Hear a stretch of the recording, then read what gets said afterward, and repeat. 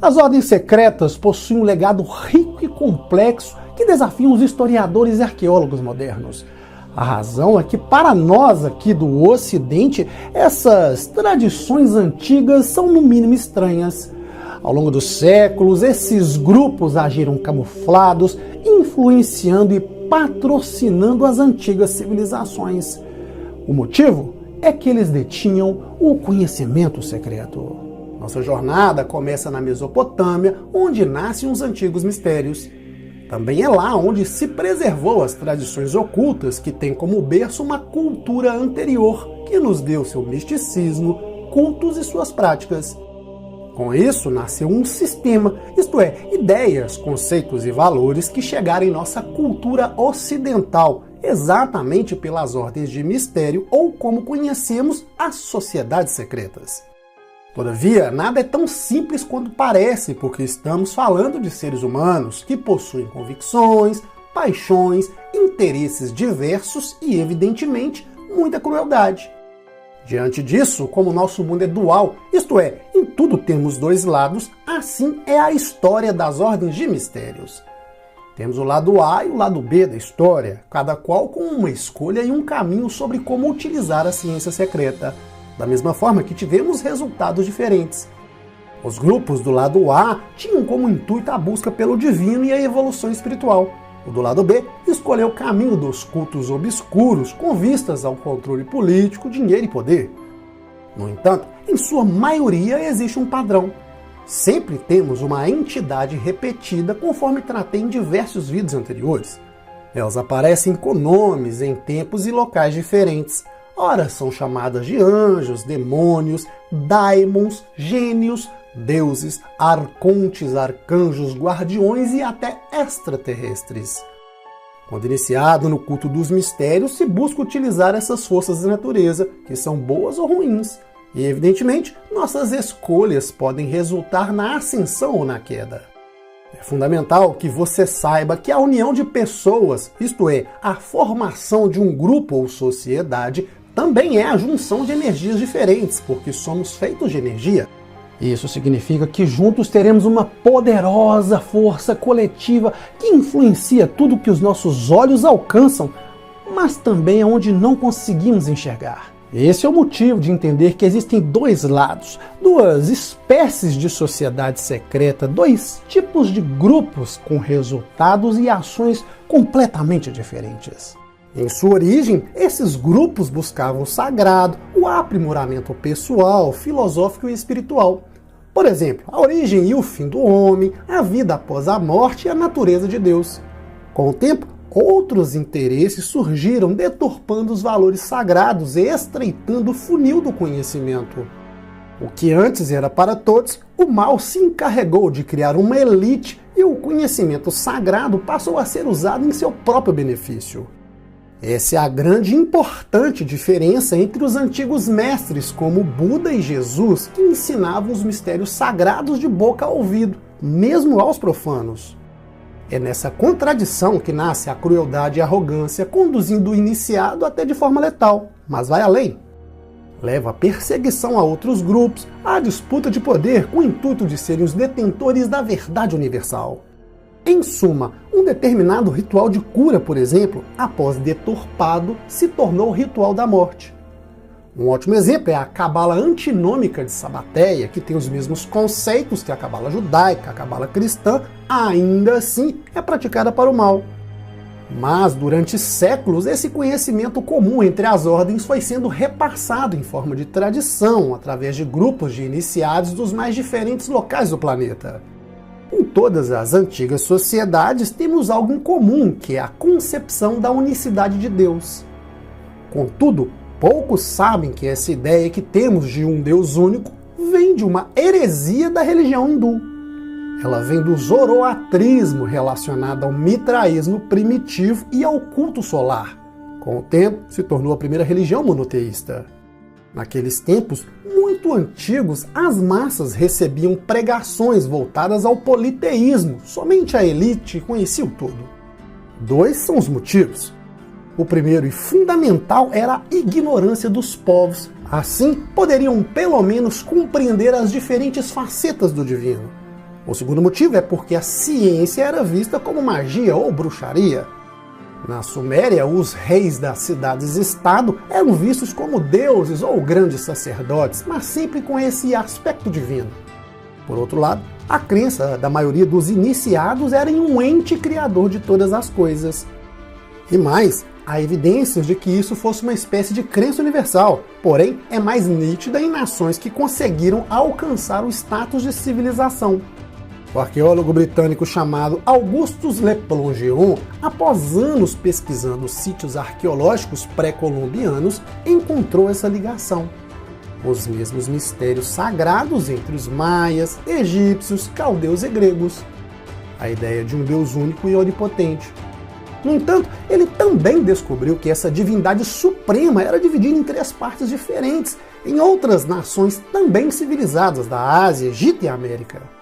E que esses sacerdotes ou estudiosos do Egito, da Caldeia, Índia e China decidiram preservar, porém mantendo os mistérios sagrados no mais alto sigilo, ministrando apenas aos poucos iniciados.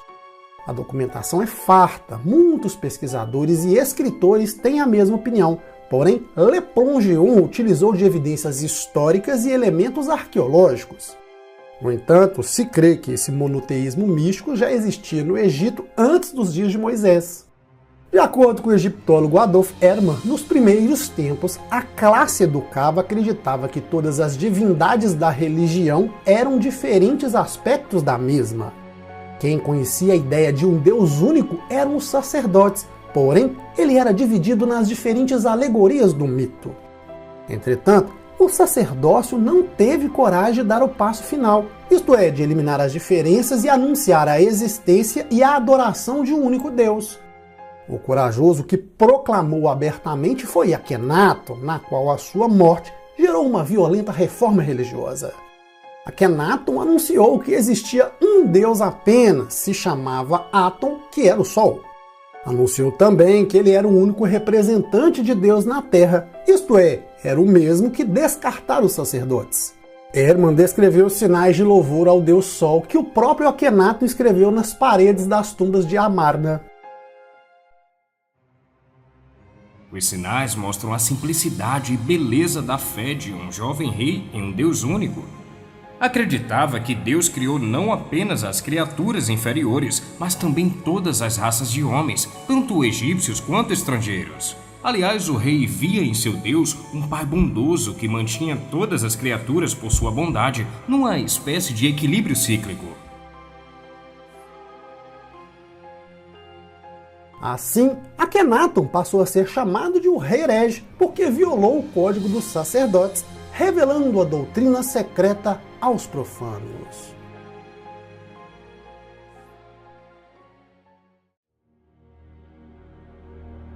No grande número de países ocidentais, o primeiro a fundar uma escola de mistérios foi a Grécia. No entanto, muitos anos antes já existiam os mistérios de Eleusis, o oráculo de Apolo e os mistérios órficos. Pitágoras teve de ir ao Egito, onde passou vários anos sendo iniciado nos mistérios de Ísis. Ao voltar à Grécia, foi iniciado nos mistérios eleusinos, não teve sucesso ao tentar fundar uma sociedade secreta em Samos e decidiu viajar para Crotona, na Itália. Lá, Pitágoras ganhou muitos discípulos, fundou sua ordem, que é uma das mais famosas e respeitadas dentro das sociedades secretas e discretas. Suas aulas eram divididas da seguinte forma: a primeira classe aprendia apenas as doutrinas exotéricas. Era proibido falar e os iniciados deveriam permanecer 5 anos em silêncio. A segunda classe recebia os verdadeiros mistérios esotéricos e pitagóricos, voltados à geometria sagrada e à numerologia. Pitágoras fazia como os egípcios, usando imagens, símbolos e, ao final, tratava sobre a transmigração do espírito e a verdadeira natureza de Deus. Foi Pitágoras que deu o pontapé inicial para o surgimento das sociedades secretas que posteriormente foram formadas na Europa Ocidental. A seita de Pitágoras teve um papel fundamental e seus conceitos geométricos fizeram parte das primeiras irmandades de pedreiros, o que hoje conhecemos como maçonaria. Dentro das ramificações que difundiram as tradições ocultas, há uma especial, difícil de qualificar, mas que se relaciona a quase todas as culturas do mundo e com tempos diferentes. Se trata dos israelitas ou hebreus. Prestem atenção, não estou dizendo sobre os judeus, porque caso o judaísmo ortodoxo seguisse a tradição oculta, seria uma apostasia. No entanto, esse segmento tem uma conexão direta com o cristianismo primitivo e gnosticismo, além das mais diferentes seitas e correntes místicas. E claro, muitos consideram que até as mais antigas foram adulteradas. Obviamente, estamos falando sobre a Cabala. Utilizaremos as obras de dois autores. Antoine Fabre de Olivet, escritor, filósofo e ocultista francês que se especializou na tradução de clássicos antigos, em especial obras pitagóricas e hebraicas. Ele influenciou grandes ocultistas como Eliphas Levi e Pappus.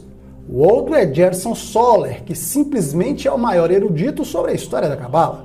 Na maioria dos pontos, ambos concordam, mas há divergências, como por exemplo sobre a origem da Cabala. O principal ponto de concordância é que a Cabala nasce de uma influência externa, isto é, ela não é nativa do povo hebreu.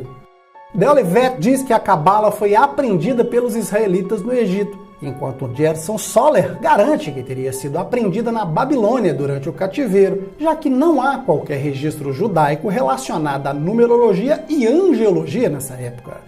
Na época de Olivet, acredita-se que havia uma grande confusão entre o antigo Império Egípcio e o egípcio helenístico ou alexandrino, e que tomaram esse conhecimento dos persas, ou seja, na mesma Babilônia, já que a arqueologia e a egiptologia, nessa época, estavam engatinhando. A primeira forma de Talmud, chamada Mishnah, surgiu aproximadamente no 2º ou 3º século depois de Cristo. Mais tarde, entre o século III e V, o Talmud foi revisado de modo que se tornou o que conhecemos hoje em dia como o Talmud babilônico. Seu conteúdo trata especialmente de assuntos da vida cotidiana, como leis, família, relações sociais e comunitárias, porém também traz observações religiosas importantes, que de fato é o que nos interessa. A Cabala é uma palavra hebraica que, curiosamente, significa tradição ou recepção, isto é, uma tradição recebida. É uma ou a doutrina filosófica mais mística e teosófica dos israelitas. Seu conhecimento vem de 2 livros, o Sefet Yetzirah e do Zohar. O Sefet Yetzirah é o livro da criação ou livro de Abraão. Se trata de um monólogo de Abraão que, pela contemplação de tudo a seu redor, chega à conclusão da unicidade de Deus. Porém, tem o mesmo objetivo que os pitagóricos e neoplatônicos chamam de o retorno ao uno. Basicamente, esse processo acontece através do uso das emanações divinas, ou os 10 Sefirot, bem como na interpretação dos textos sagrados com base nos números e nas letras do alfabeto hebraico. E esses códigos ou chaves, assim como as metodologias, somente são compreendidos pelos iniciantes dos sistemas cabalísticos. E claro, são bastante complexos. O Zohar é uma imensa compilação cabalística considerada a mais importante para o estudo da filosofia e do esoterismo. De acordo com o Zohar, a tradição secreta, ou tradição recebida, ou tradição oculta, ou ainda a Kabbalah, foi recebida por Adão enquanto estava no Jardim do Éden. Esse conhecimento a ele foi entregue em forma de um livro pelo arcanjo Raziel ou Razael. De Adão, o livro passou a Sete, a Enoque, a Noé, a Abraão e mais tarde a Moisés. Outros escritores dizem que Moisés o recebeu pela primeira vez no Monte Sinai. Depois chegou a Salomão, Davi e outros até chegar aos primeiros rabinos cristãos. De fato, em razão do estudo lexo e formas gramaticais, nenhum deles é mais antigo que a Torá. O fragmento mais antigo de ambos foi escrito em um estilo aramaico que era falado pelos israelitas durante o período romano, nos primeiros séculos da Era Comum. Inclusive, a Zohar veio a público no final do século XIII, quando foi supostamente traduzida por um judeu espanhol chamado Moisés de Leão. Ele alegou ter reproduzido o documento original do Rabi Simeão, filho de Ohai. Mais tarde, surgiu rumores de que a esposa de Moisés de Leão teria negado a existência do manuscrito original e que teria sido o próprio Moisés que escreveu. Então, qual seria a verdade? De um lado, temos os que creem que a Zohar seja uma obra relativamente moderna de Moisés de Leão, isto é, uma compilação de tradições orais escritas, porém com muitas de suas próprias invenções. Outros, no entanto, afirmam que seja extremamente mais antiga. A meu ver, nenhum nem outro, uma vez que a Zohar foi conhecida pela primeira vez por Moisés de Leão. Porém, aquelas ideias eram obviamente muito mais antigas. Era uma compilação feita por ele, usando vários documentos de tempos anteriores, mas não os pertencentes ao Jardim do Éden, que é um grande exagero. Bem, mas voltemos à Babilônia Caldeia, onde foi proferida a tradição secreta. É inegável que na época de Jesus Cristo já havia um conjunto de doutrinas e práticas que foram cuidadosamente escondidas na multidão. Aliás, nem ao menos reveladas a estudiosos. O motivo era o medo de seus praticantes serem rotulados como hereges e então perseguidos. Este tipo de misticismo recebeu vários nomes. Ele consistia em tradições espirituais que foram repassadas a partir de uma época sem idade. Depois foram misturadas ao longo do tempo com elementos estrangeiros, mais precisamente pelos caldeus, pois eram especialistas em astrologia e necromancia. Evidentemente, a feitiçaria foi praticada pelos cananeus antes da ocupação da Palestina pelos israelitas. No entanto, o Egito, a Índia e a Grécia também tiveram seus magos e adivinhos. E apesar dos avisos contidos na lei de Moisés contra atos de bruxaria, alguns judeus apóstatas misturaram suas tradições sagradas com ideias mágicas retiradas de outras culturas. Todos esses elementos formariam as diferentes correntes do misticismo judaico, e um dos poucos que transcenderam foi a Cabala.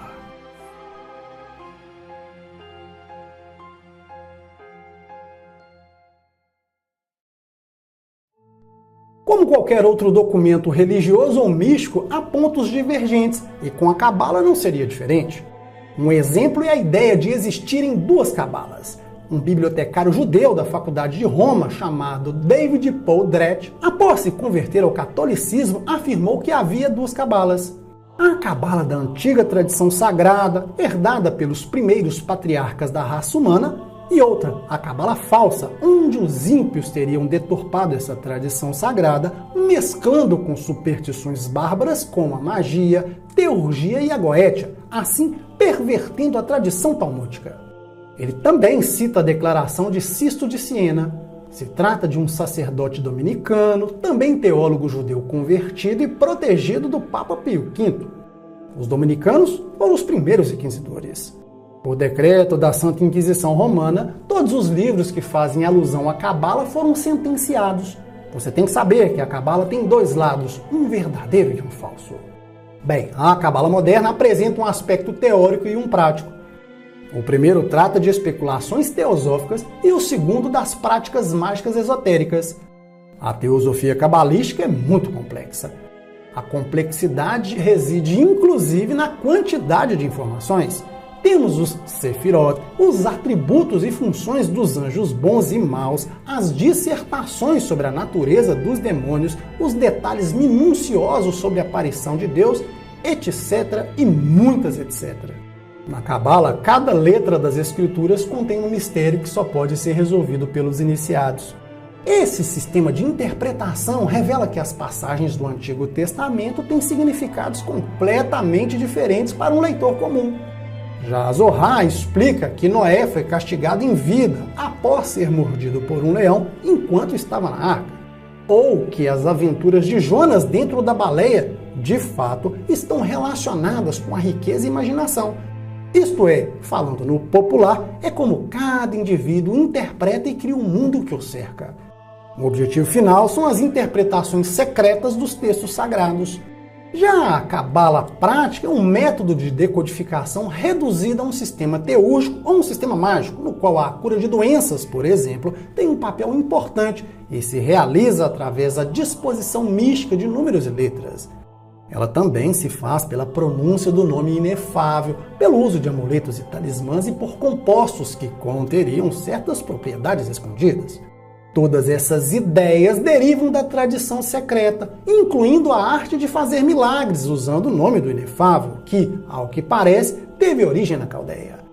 Muitos pesquisadores afirmam que se você estudar cuidadosamente a ideia messiânica, que é uma parte determinante da Cabala, descobrirá com facilidade que sua base está na antiga tradição oculta comum a outras culturas e nações, e não apenas aos judeus. já que essa tradição estava diretamente relacionada com a Idade de Ouro, época que o homem estava livre do pecado e o mal não existia, antes da sua queda, perdendo esta felicidade primitiva. Por fim, chega uma revelação recebida do céu, na qual predizia a chegada de um Redentor para salvar o mundo, restaurar a Idade de Ouro e a felicidade perdida. Mas é claro que isso pode ser discutido se pensarmos sobre a lenda de um Filho de Deus se apresentando como mestre libertador de uma raça humana caída. O motivo é simples, o mesmo encontramos em todas as culturas do mundo, em todos os tempos e em todos os lugares. O que podemos dizer com um certo grau de certeza é que essa crença passou a ser conhecida desde o zoroastrismo da Pérsia. Novamente, Drat afirma que a doutrina da Trindade vem da tradição secreta e se tornou uma parte essencial da Cabala. Ela chegou ao mundo pelos antigos professores, muito antes da vinda do Salvador. Desde os primórdios já se falavam que a Trindade é que forma um único Deus. Ou seja, são inegáveis as alusões e crença na Trindade, assim como no messianismo solar. Por isso, alguns conceitos do cristianismo se parecem com escritos cabalistas. Contudo, não confundam, porque os conceitos da antiga doutrina secreta são muito anteriores. O que podemos apenas especular é que o cristianismo possa ter adotado conceitos da Cabalá. Isso no máximo. Bem, mas vamos parar por aqui. No próximo vídeo continuaremos a explorar as ciências secretas. Mais para frente, trataremos sobre os essênios, os gnósticos, os primeiros cristãos, o hermetismo islâmico, os templários, os cátaros e muito mais. Então já sabem, ajude o canal compartilhando os vídeos nos grupos, deixe seu like, confira sua inscrição e as notificações e assistam os vídeos anteriores. Me siga lá no Instagram, eu sou Wagner Souza, fiquem com Deus e até o próximo vídeo.